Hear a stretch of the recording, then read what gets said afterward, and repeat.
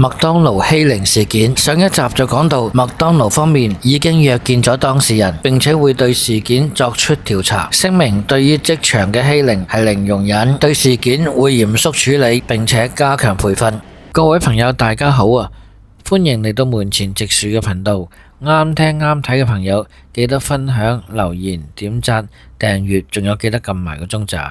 就喺影片瘋傳當日嘅夜晚，有一個聲稱係受害人嘅男朋友，佢放咗一段19秒嘅影片上社交媒體。片中係一個講普通話嘅男子，佢承認咗佢吐口水傷害咗受害人，並且同佢道歉。我哋先嚟睇睇呢段影片。對不起，我有用，因為之前在泡熱當麥當勞跟我朋友一起上班的時候，我朋友拿手機拍視頻。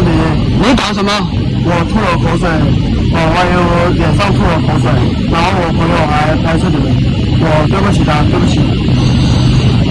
但係呢段片好快就喺網上被刪除，好多網民質疑呢段片嘅真假。同一時間，好多人出嚟話自己係吐口水嘅男子，出嚟惡搞一番。事源係女受害人嘅男朋友同埋女受害人嘅爸爸，都係喺當日先至知道曾經發生過欺凌事件。佢哋當日下午3點就即刻到咗事發地點嘅附近，揾出嘅欺凌者拍道歉片，並且表示已經報警處理。貼文者事後再補充，當事人同埋家人都唔希望事件再擴散，希望就此結束。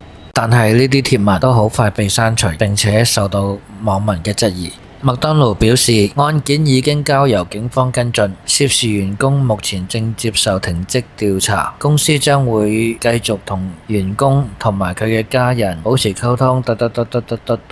下338字啦。警方表示，根據調查鎖定咗片中吐口水嘅男子嘅身份，喺22號喺北角以涉嫌普通襲擊嘅罪名，將16歲姓施嘅青年拘捕。被捕人獲准保釋候查，5月下旬再到警署報到。好啦，今日講住咁多先，有咩睇法歡迎留言分享，拜拜。